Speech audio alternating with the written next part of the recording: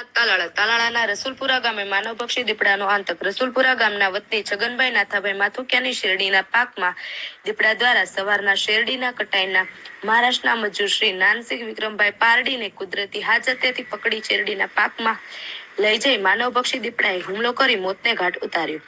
One વિભાગને જાણ કરતા વન વિભાગના ડીસીએફ તોમર સરની સૂચના મુજબ આરએફઓ વઘાસિયાના તેમજ વનપાલ Valabhai round staff labour tracker team સાથે સ્ટાફ બનાવવા સ્થળે પહોંચી પોલીસ સ્ટાફને બોલાવી ડેડ બોડીનો કબજો લઈ લીધો। માનવ મૃત્યુ નિપજેલ બાદ તાલાળા રેન્જ વન વિભાગ સ્ટાફ દ્વારા ડેડ બોડી પીએમ માટે તાલાળા સામૂહિક આરોગ્ય કેન્દ્ર ખાતે ખસેડવામાં આવી।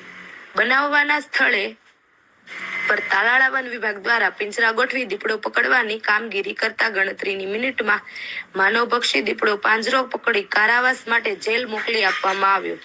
મહત્વપૂર્ણ વાત એ છે કે વન વિભાગની બેદરકારીને કારણે ગયા વર્ષે વડાળા ગામની સીમમાં પણ મહારાષ્ટ્રની મહિલા પર માનવભક્ષી દીપડાએ હુમલો કરી મોતને ઘાટ ઉતારી હતી। મૃતકના પરિવારને યોગ્ય વળતર આપવા વન વિભાગને રજૂઆત છે। તાલાળા વન વિભાગની તમામ ખેડૂત મિત્રોને નમ્ર વિનંતી કે હાલ શેરડી કાપણી માટે આવેલ પરપ્રાંતીય મજૂરોને નીચેની બાબતે તકેદારી રાખવા અરજ છે જેથી માનવ વન્ય પ્રાણી સંઘર્ષની ઘટનાઓ બનતી અટકાવી શકાય। પહેલું, માંસ અને માછલી જેવા ખોરાકનો બચેલો ભાગ પોતાની રહેઠાણની આસપાસ ના ફેંકવો અને વહેલી સવારે, સંધ્યા સમય અને રાત્રે વન્ય પ્રાણી વધુ સક્રિય હોય જેથી ખાસ કરીને નાના બાળકોને સુરક્ષિત રાખવા। શેરડીની કાપણી સમયે સચેત રહીને કામગીરી કરવી।